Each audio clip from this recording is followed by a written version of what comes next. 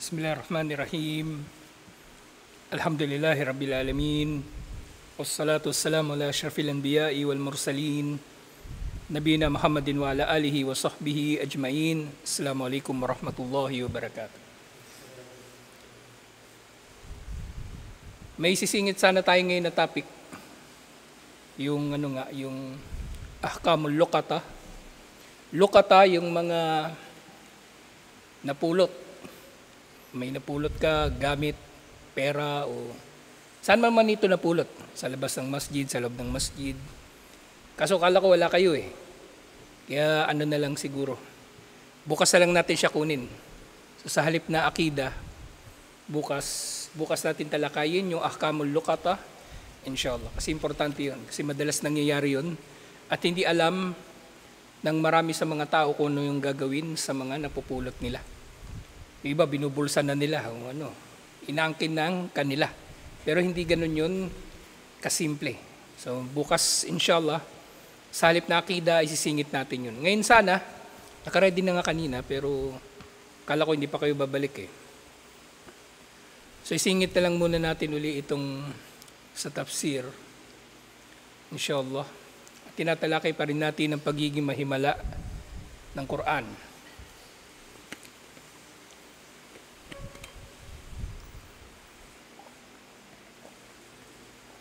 So merong hadith, iniulat ito ni Imam al-Bukhari. Ma minal anbiya'i nabiyun illa u'tiya minal ayati ma mitluhu amana alayhi al-bashar. Na walang sino mang propeta ang ipinadala, liban na lamang na ibinigay sa kanya ang mga tanda na sa pamagitan nito ay naniwala sa kanya ang mga tao. So lahat ng propeta ay binigyan ng tanda. Diba natalakay na natin ito dun sa Dalalatun Nubuwah. Sa mga tanda, ilang uri ito? 3, diba? May kinalaman sa kaalaman, kakayanan at kawalan ng pangangailangan. At kabilang sa mga aya yung tinatawag na mu'jiza. At ito yung aya na humahamon sa kakayanan ng mga tao. At ang iba't ibang mga propeta, ang kanilang mu'jiza, ay may kinalaman nga sa kung saan eksperto yung kanilang umma. Meron ako na-post, ewan ko nakita niyo yun, na meron daw natuklasan doon sa northern Saudi Arabia. Ito rin mismo yung malapit na sa lugar ng tinatawag nilang Madain Saleh, o yung tinatayang lugar din ng Thamud, na meron dong mga nakalilok na mga hugis ng kamelyo sa bundok. At ang lugar na yun ay mabundok talaga, at ang bundok doon bato. At hanggang ngayon makikita nyo nga doon yung mga bahay na nililok nila sa bato. Hindi lang doon sa north ng Saudi Arabia, kahit banda na doon sa Jordan, marami mga bahay, mga kastilyo na nakalilok sa bato. Ngayon, yung mga kamelyo na yun, kung halimbawa, hindi pa kasi konfirmado kung Thamud ba talaga ang naglilok doon, o baka hindi naman talaga yung sinadyang nililok. Baka mukhang lang siya, mukha lang siyang camel, ganun. Pero marami sila eh. Kaya maraming naniniwala na sinadya ito na i-scalp, sinadya itong lilukin. At ang lalaki nito. Ngayon, kung halimbawa man na Thamud ang naglilok ng mga camel na yun, edi akmang-akma talaga yun sa mu'jiza ni Saleh. Anong himala ni Saleh? Nagpalabas ng camel mula sa bato.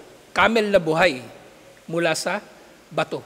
At sinasabi pa nga sa ibang tafsir, yung camel na yun na pinalabas ni Saleh, malaki talaga. Hindi siya ordinaryong camel na parang camel na meron ngayon. So kumbaga, yun ay humahamon dun nga sa kakayanan ng Thamud na mag-ukit. At kung totoong sa kanila nga yung mga camel na yun, na-post ko yun minsan, hanapin nyo na lang doon. Nandun din yung link. Yung BBC yung nag-report nun. Talagang hugis camel na bato. Eh walang sinabi yun sa bato na naging camel na himala ni Saleh.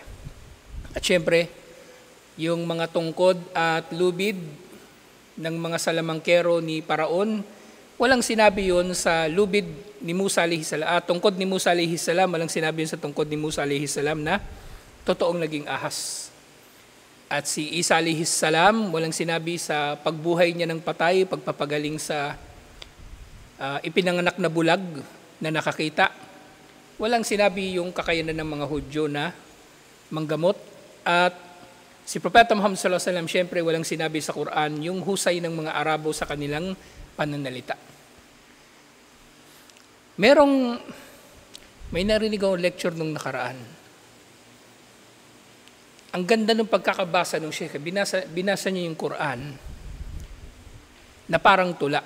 Hindi niya siya binasa ng traditional na pagkakabasa natin, ng tartil. Hindi.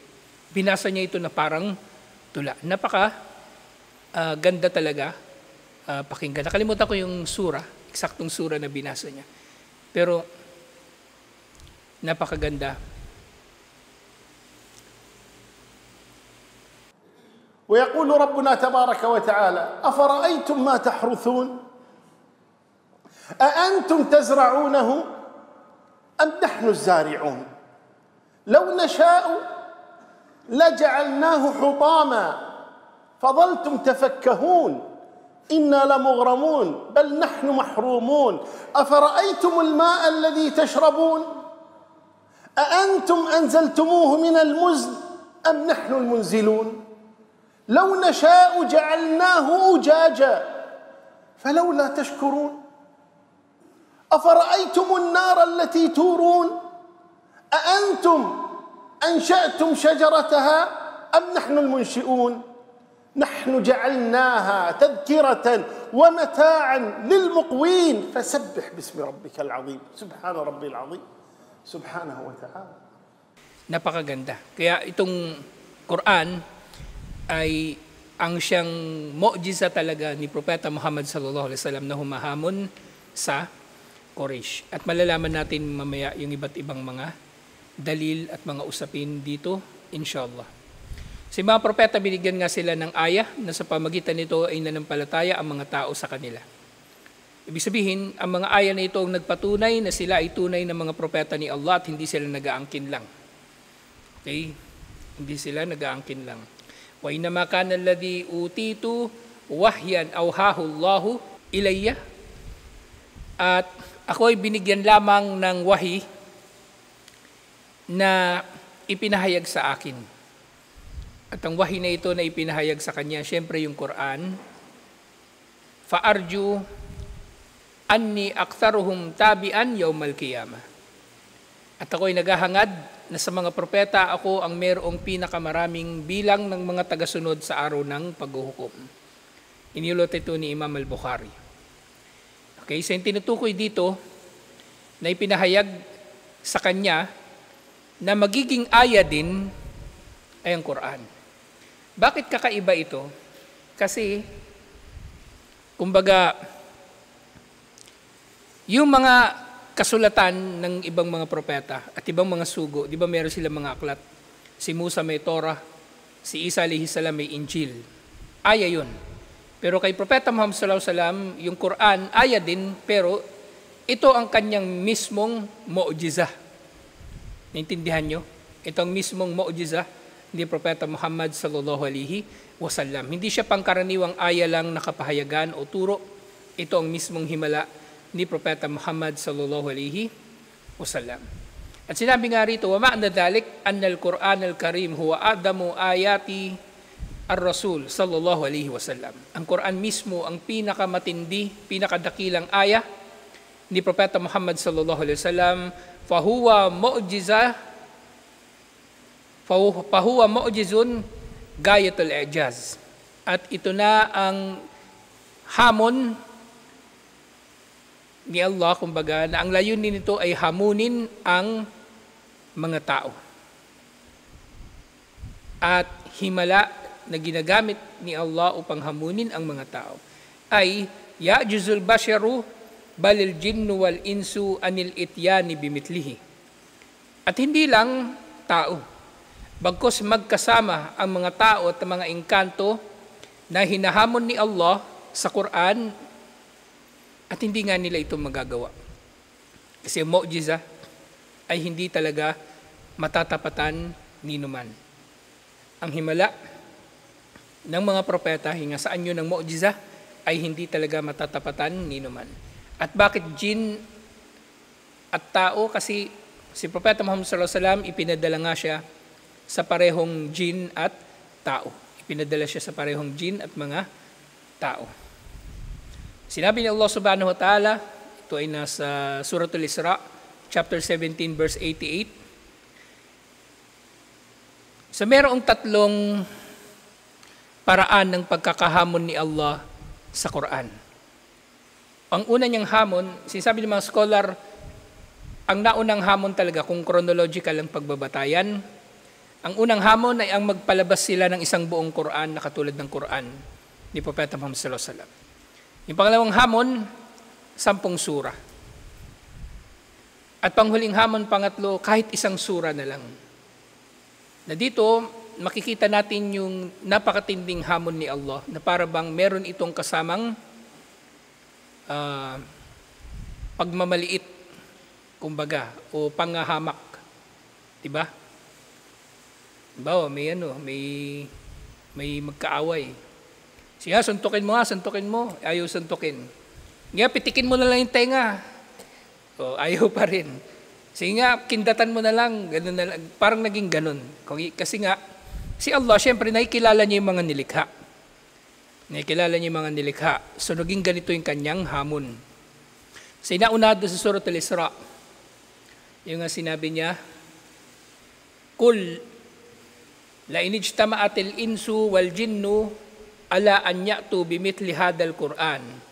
La ya'tuna bimithlihi walau kana ba'duhum li ba'din dhahira. Sabihin Muhammad sallallahu alaihi wasallam, kung magsasama-sama man ang lahat ng jin at mga tao, upang sila ay magpalitaw ng katulad ng Qur'an na ito, hindi sila makakapagpalitaw ng katulad ng Qur'an na ito kahit sila pa sa isa't isa ay magiging magkakakampi. Kahit magkampihan pa, ang mga jin at ang mga tao ay hindi nila magagawa na magpalabas ng Quran na katulad ng Quran ni Propeta Muhammad sallallahu alaihi wasallam. Waqad tahaddahumullahu ta'ala an ya'tu bimithlihi. Hinamon sila ni Allah na magpalitaw ng Quran na katulad nito. Aw an ya'tu bi ashari suwarin faqat mithlu suratin. At sumunod nga ay naghamon siya si Allah na magpalabas na lang sila ng kahit 10 sura na katulad ng mga sura sa Quran. Katulad ng mga sura sa Quran. At yung panghuli nga, aw an ya'tu bi suratin wahidatin faqat. O ang magpalitaw sila ng kahit nag-iisang kabanata lamang, mitlu suwarihi, katulad ng mga kabanata sa Quran. Walau kaaksari suratil lati la tatajawazu sataran wahidan. Kasuratil Kauthar wa suratil Ikhlas wa nahuhuma. So yung pangatlong hamon ni Allah, di ba kanina unang hamon niya buong Quran. Pagkatapos 10 sura at huli 1 sura na lang. Na actually yung sinasabi doon na 1 sura, kahit katulad man lang nung pinakamaikling sura na halos kasing ikli lang ng 1 linya ng tula. Ng Suratul Kauthar, napakaikli nito ang Suratul Kauthar. 10 salita lang ang Suratul Kauthar. 10 lang. Ang Suratul Ikhlas, ganun din. Konting salita lang ang naroon. Pero yun ang hamon ni Allah. Magpalitaw sila ng katulad nito. Pero yun nga, nalalaman natin na ang Quraysh mismo ay umamin na hindi nila ito nagawa. Meron mga nag-aangkin, pero kung titingnan natin, kung ang mga eksperto sa bagay na ito ay hindi nila inangkin na natapatan nila ang Quran ni Propeta Muhammad sallallahu alaihi wasallam, yung mga nag-aangkin na natapatan nila ito ay nag-aangkin lang. Okay? Kasi yung mga tao na hindi nakakaunawa sa isang bagay, madali lang nilang aangkinin ng isang bagay. Diba? Kasi hindi naman nila naiintindihan eh. Bawa, yung isang boksingero, nakita niya si Manny Pacquiao lumaban. Alam niya sa sarili niya na kahit siya, hindi niya kayang labanan si Manny Pacquiao. Okay? Pero yung tambay sa kanto, pwedeng magyabang yun. Kaya kong labanan yan, si Manny Pacquiao. Kasi hindi niya naiintindihan yung boxing. So, ganun din sa literature. Ang Quraysh, sa kanilang husay, sa kanilang literatura, alam nila ang antas ng Quran sa husay nito, ng pagkakapahayag dito. At sinasabi nilang hindi nila kaya. Pero yung mga tao na hindi naman nakakaunawa dito, halimbawa si Musaylima, sila yung maiingay at nag-aangkin, pilit na nag-aangkin na natapatan nila ang Quran. So mu'jiza, kumbaga, nagiging valid din ang usapin na ito kung totoo ba na matatapatan ito ni numan kung ang magsasalita tungkol dito ay ang mga eksperto sa larangan na ito.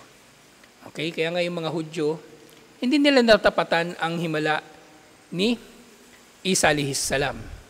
Kaya nagplano sila laban kay Isa alayhis salam. At lalo naman doon kay Musa alayhis salam, di ba? Sino ba ang pinaka nakakaunawa? Kung kay Propeta Muhammad sallallahu alaihi wasallam ang pinaka nakakaunawa sa himala niya sa Quran, ang mu'jiza niya sa Quran ay ang Quraysh. Nung panahon ni Musa alayhis salam, sino ang pinaka nakakaunawa sa kanyang himala na ang kanyang tungkod ay naging ahas? Sino? Yung mga magician, yung mga salamangkero. Sila na-appreciate nila. Kasi alam nila na yung ginagawa nila, niloloko lang nila yung mga tao na pinapagalaw nila yung lubid nila o kaya ay yung tungkod nila, pinapagalaw nila para magmukhang ahas. Pero na-appreciate nila na yung tungkod talaga ni Musa alayhis salam ay naging ahas. Pero si Paraon, na wala namang alam sa salamangka, hindi niya yun na-appreciate. Hindi niya na-appreciate ang bagay na yun. Kasi wala naman siyang alam sa bagay. Kumbaga outsider siya doon sa larangan na yun. Kaya nga, sa usapin na ito ng pagkakatupad ng hamon ni Allah sa Quran, kung ito ba'y natupad, ang magtutukoy talaga rito yung mga eksperto sa literature, sa wika, at sila mismo, ang Quraysh, ay sumuko. Kaya nga nag-Muslim sila lahat nung Fathu Makkah, di ba? Nag-Muslim sila lahat kasi alam nila wala silang magagawa na pantapat, kumbaga, sa mu'jiza ni Propeta Muhammad sallallahu alaihi wasallam ang Quran.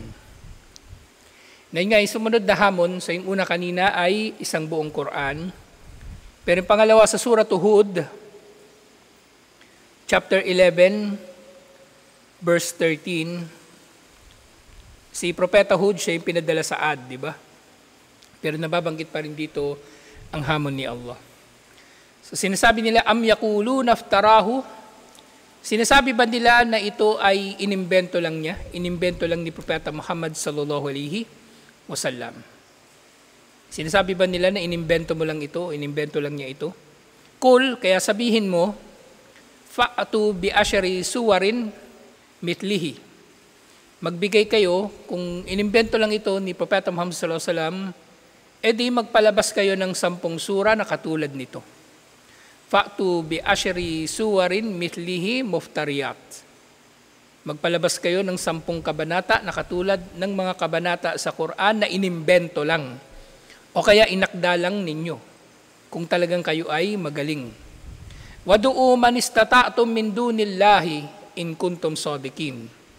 At tawagin ninyo ang lahat ng sino mang kaya ninyong tawagin liban pa kay Allah, syempre kasama na rito yung mga jinn, kung kayo ay makatotohanan. So bumaba yung hamon, hindi na buong Quran, 10 sura na lang, kahit maikling sura. Pero hindi pa rin nila ito nagawa. At panghuli, sa Surah Al-Baqarah, chapter 2, verse 23, sinabi ni Allah, wa in kuntum fi raibim mimma nazzalna ala abdina fa'tu bi suratin min mithlihi. Kung kayo ay nagdududa sa ibinaba namin, ipinahayag namin sa aming alipin kay Propeta Muhammad sallallahu alaihi wasallam, fa'tu bi suratin min mithlihi, magpalitaw kayo ng kahit isang kabanata lang na katulad ng kabanata dito. Wadu'u syuhada'akum min dunillahi. At tawagin ninyo ang lahat ng inyong mga magiging kakampi. Yung syuhada dito, anong syuhada? Anong singular nito? Shahid, saksi. Tawagin niyo ang lahat ng inyong mga saksi, ibig sabihin mga kakampi, liban kay Allah kung kayo ay makatotohanan, in kuntum sadiqin. In kuntum sadiqin. So merong mga magkakapareho sa 3 sura na ito? Ano? Ano? Ha? Ano? Ano yun? Hindi yun. May pagkakatulad sa sura na ito. Ano yung sinabi ni Allah dun sa mga hinahamon niya? Tawagin nila ang kanilang mga kakampi. Tawagin nilang kahit sino gusto nilang tawagin para makabuo ng Quran o sura. Diba? Dun sa nauna, yung hamon ni Allah na magpalitaw sila ng isang buong Quran, ang sabi, walau kana ba'duhum li ba'din dhahira. Kahit sila pa ay magkampihan sa isa't isa. Mga tao at mga engkanto. Yung hamon ni Allah na 10 surah, sabi ni Allah, wadu'u man istata'tum min dunillah. Tawagin ninyo ang sino mang kaya ninyong tawagin liban pa kay Allah. At doon sa hamon niya na isang sura na lang, sabi ni Allah, wadu'u syuhada'akum min dunillah. Tawagin ninyo ang mga kakampi ninyo liban pa kay Allah. So lahat yun ay, kumbaga, parang naghamon ka ng away. Naghamon ka ng away. Sige, tawagin mo yung mga barkada mo, tawagin mo yung tatay mo, babatukan ko yung sa harapan mo, ganun. So ganun, hinamon ni Allah ang mga tao. Tawagin ninyo ang gusto ninyong tawagin at wala pa rin kayong magagawa. Tawagin na ninyo ang gusto ninyong tawagin at wala kayong magagawa. Actually, may karugtong itong sura na ito o yung aya na ito. So, dun sa sumunod na aya, wa illam taf'alu, yung lam, kailan ginagamit? Past tense, di ba? Wa illam taf'alu, kapag hindi ninyo nagawa. Walan taf'alu, yung lan, kailan ginagamit? Ano yung tense niya, kumbaga? Future. Wa illam taf'alu, hindi ninyo ito magagawa. Kung hindi ninyo ito magagawa, walan taf'alu, at hindi talaga ninyo ito magagawa.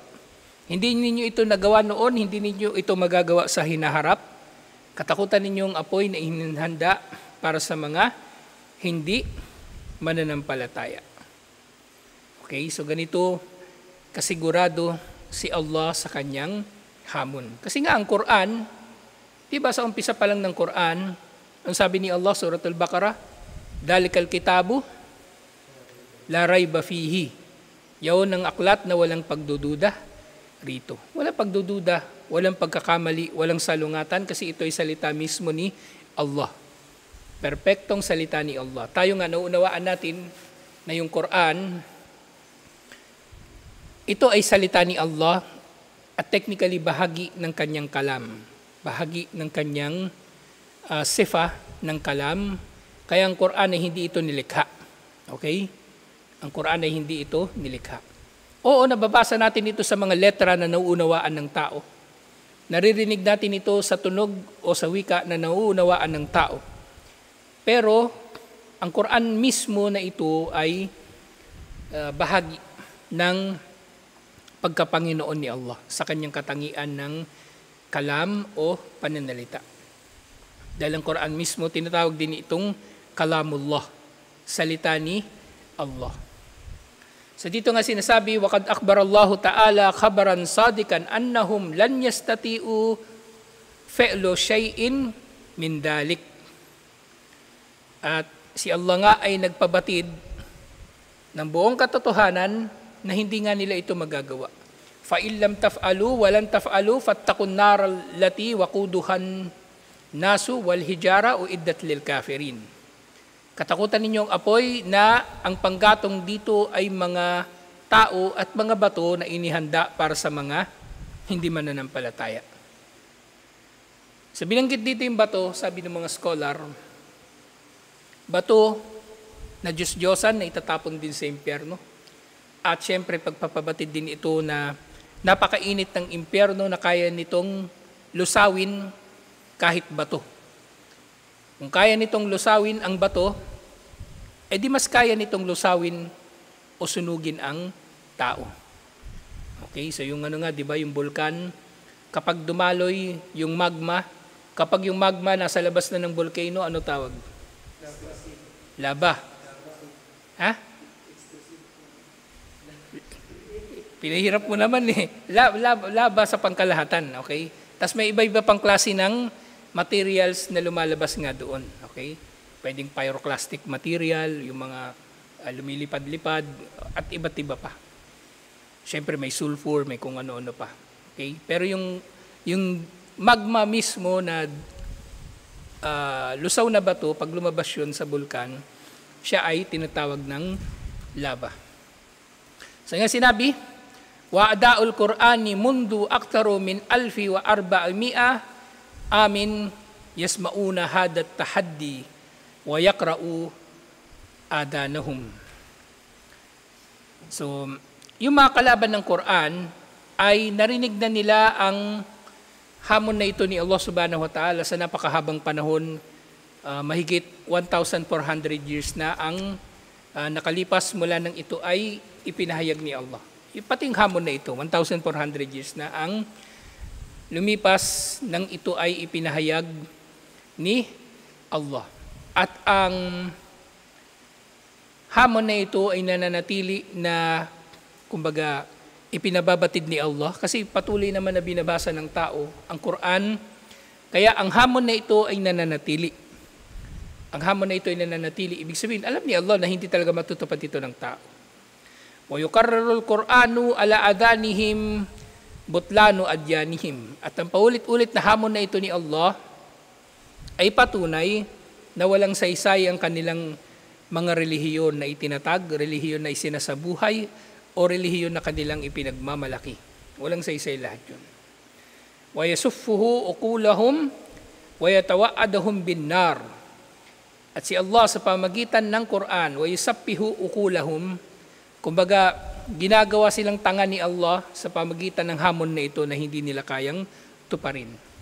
At pagkatapos naman ito, si Allah ay nagbababala sa kanila ng apoy. Wa hada ya'ni, ng kahulugan nito, annahu kad wajada indahumul muqtada lil ityani bimithlihi. Alam ni Allah na sila ay meron talagang kagustuhan na magpalitaw ng Quran na katulad ng Quran para hamunin o para tuparin ng hamon ni Allah. Wa huwa taqdibuhum lil Qur'ani wa mahabbatuhum an yadharu butlanahu linnas. Pero yun nga, na gusto nila na patunayan na ang Quran ay mali sa pamagitan ng pagpapalitaw ng mga Quran na inimbento lang nila at patunayan na ang Quran ay mali kasi natupad na nila ang hamon. Pero yun nga, marami nang sumubok, katulad na ni Musaylima, pero walang nakagawa nito na kahit sino. Wala silang naloko. Kasi nga, ang Quran, hindi lang ito ang pagiging mahiwala ng Quran, kumbaga, hindi lang sa pagkakaakda dito. Actually, matatalakay pa natin sa bandang dulo nito. Pero nabanggit ko na ito nung nakaraan. So, ang Quran, hindi lang ito mahimala sa pagkakabasa dito. So, dapat tapatan din ng sino mang gustong tuparin ng hamon ng Quran o patulan ng hamon ng Quran sa pamagitan ng pagtapat din sa iba pang mga katangian ng Quran. Actually, napakarami nito. Hinahanap ko pa nga yung ibang Kasi sabi nung isang sheikh doon sa kanyang lecture, 50 na khosal, 50 na katangian ng Quran nang meron na tumutukoy sa pagiging hamon nito, pagiging mu'jiza nito sa mga tao. 50. Ilan pa lang yung nakikita ko. Hinahanap ko yung yung eksaktong libro o kung saan nanggaling yung sinabi nila na yun. Pero ito yung ilan. Sa Quran, hindi lang ito naghahamon na gagawa yung tao ng Quran o surah na katulad ng ginawa ni Musaylima yung Yawabar. Hindi lang yun. Okay? So ano ba yung katangian pa ng Quran liban pa rito? Sa Quran, ito ay nakakabisado ng milyong-milyong tao. So dapat yung Quran na gagawin nila o kahit surah na gagawin nila, kabisado ng milyong-milyong tao. Okay? Tapos yung Quran na gagawin nila, i-reset ng tao sa kanilang pagsamba. Walang gumagawa nun. Okay? Tapos yung Quran na gagawin nila, dapat ito ay Quran na kumbaga hindi ito tula, hindi ito prose. So magiging panibagong uri ito ng literature. At yung gagawin nilang Quran, dapat ito ay isang uri ng Quran na nasa wika na purong Arabic pero may intindihan ng lahat ng tao. Ibig sabihin, kahit iba't ibang mga dialect ng mga Arabo, maintindihan nila ang salita nito. Wala pang nakakatupad sa mga bagay na ito. So nananatili ang hamon ni Allah. May mga nagtangka na, gumawa sila ng mga akda na kapag binasa nila na parang tono ng Quran. Parang Quran nga, kung hindi mo alam, kung hindi ka familiar sa kung paano na-construct yung mga ayah sa Quran, maring maluloko yung tao. Pero syempre, nananatili iba pang hamon dito. Sino yung nakabisado? Yung milyon ba yung nakakabisado niyan? Yung ginawa nila? O yan ba ay nagagamit para sambahin si Allah o nagagamit sa isang gawaing pagsamba? So nananatili ang iba't ibang mga hamon ni Allah, alhamdulillah. So tutuloy natin ito next week. So bukas, inshallah, ipopostpone muna natin yung akida. Sisingit natin yung lukata. Inshallah, yung ahkam ng tungkol doon sa mga yung mga napulot na bagay, inshallah. So tutuloy natin ito, inshallah. Assalamualaikum warahmatullahi wabarakatuh.